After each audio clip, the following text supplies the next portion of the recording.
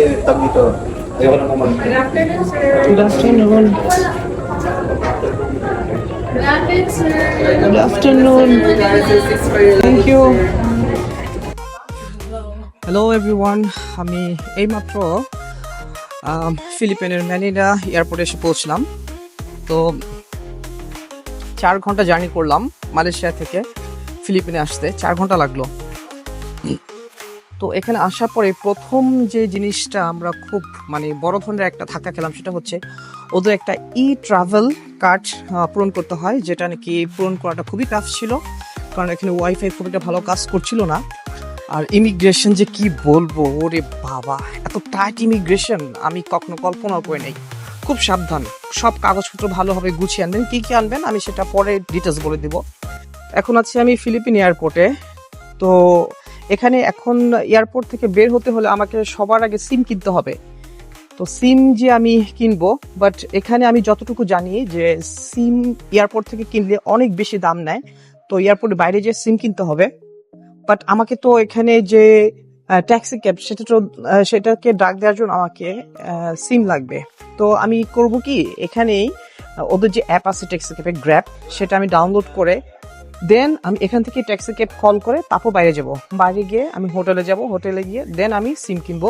আমি আপনাদেরকে দেখিয়ে দিই যে আমাদের এয়ারপোর্ট থেকে সিম কিনলে কত পড়ে আর বাহির থেকে সিম কিনলে কত পড়ে। Excuse me, do you have any SIM package? 5G, 2000 pesos. Unlimited data. Muzammel, দেখো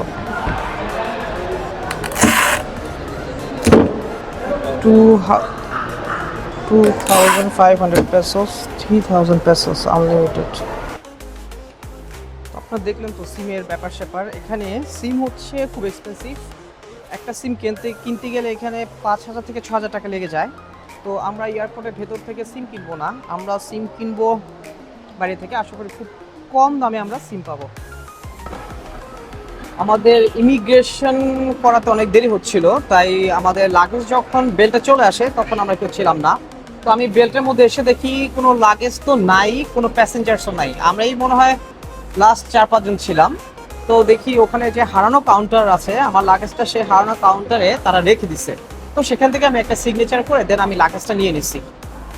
তো আমি আবার বলছি, ফিলিপিন ইমিগ্রেশনে কিন্তু অনেক ঝামেলা করে, আপনাকে খুব অর্গানাইজ এবং খুব ডিসিপ্লিন হতে পেপারসগুলো গুছিয়ে আনতে হবে, আদারওয়াইজ কিন্তু আপনি ইমিগ্রেশন ক্রস করতে পারবেন না। 2025-এ ফিলিপিনে আপনার ভিসা পাওয়া খুবই সহজ, বাট আপনার ফিলিপিন ইমিগ্রেশন ক্রস করাটা এটা খুব টাফ।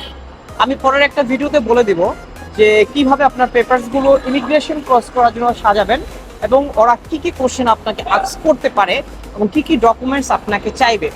তো ওই ভিডিওটা খুবই ইম্পর্টেন্ট হবে আপনাদের এই ইমিগ্রেশনটা ভালোভাবে শেষ করার জন্য।